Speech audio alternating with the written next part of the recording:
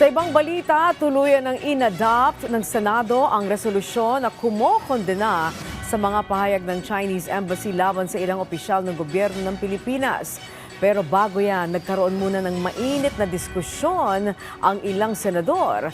Ang mga kaganapan dyan sa sentro ng balita ni Luisa Erispe.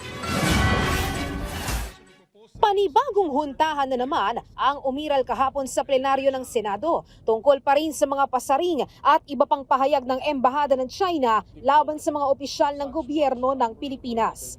Pero kung dati ang nakipagsagutan ay si Senator Dante Marcoleta, ngayon ang nagtapat ay si Minority Leader Alan Peter Cayetano at ang sponsor ng resolusyon na si Senator Kiko Pangilinan.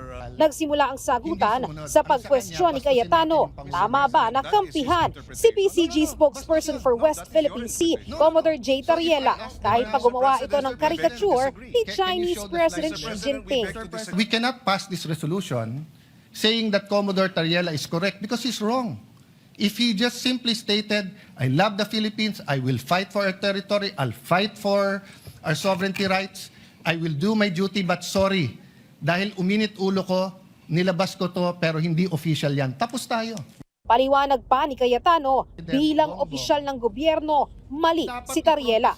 Dito na nagkasapawan ng sagutan sina Cayetano at Pangilinan. Mr. President, I am not from China. Why will your staff put No, a it's meme not about towards China. It's about the You're comparing apples Mr. and President, oranges, no, Mr. no, no, no. President.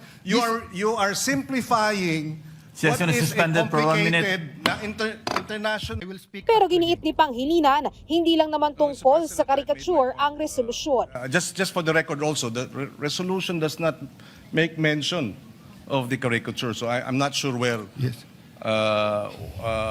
where the point of the caricature is being Mr.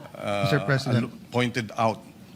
Si Cayetano, bumanat naman na dapat mag-sorry na lang si Tariela o kung hindi ay mag-resign. But the guy should apologize and just say na, tama pinaglalaban ko, pero mali na ginawa kong ganyan. Now, if he wants to do that, he resigns his commission. He can go around, he can join the media, he can be a blogger, he can be a professor. Sumagot naman si Senator Pangilinan. Pero itong mga bitiw na salita nila sa kanilang Facebook official pages ay hindi katanggap-tanggap.